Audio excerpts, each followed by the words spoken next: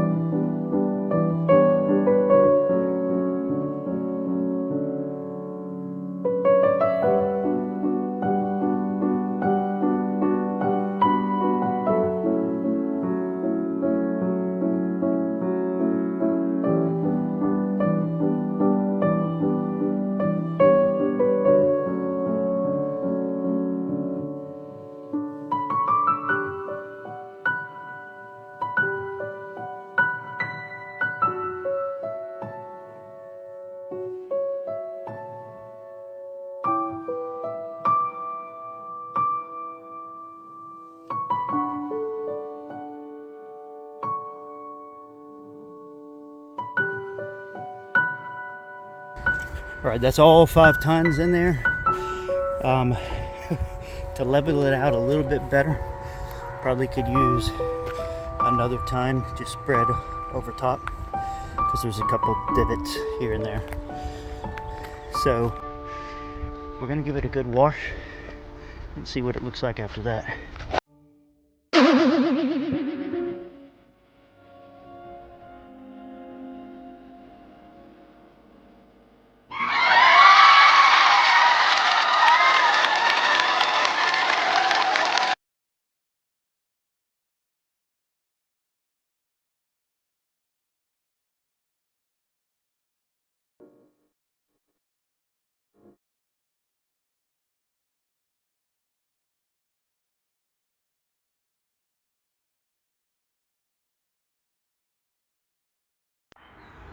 Alright, here's our finished product after I pressure washed it all, because just a regular water hose, you weren't going to get all that mud off this river rock.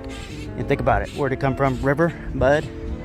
So I think you can get washed river rock, but there was not that option where I was, so this is what I got. I think it turned out fantastic. Definitely could use a little bit more, but man, this was 5 tons of river rock in this right here. So just wanted to show, you know, especially what you can do with a nasty looking area in your backyard, what you can turn it into. So now you can probably put some chairs in between these trees, or now you don't have to worry about the dog running through red clay, getting its feet all muddy and running in the house. I think the goal is also probably just keep going as time goes on. Another project for another day, but another project down. Moving on. Appreciate you.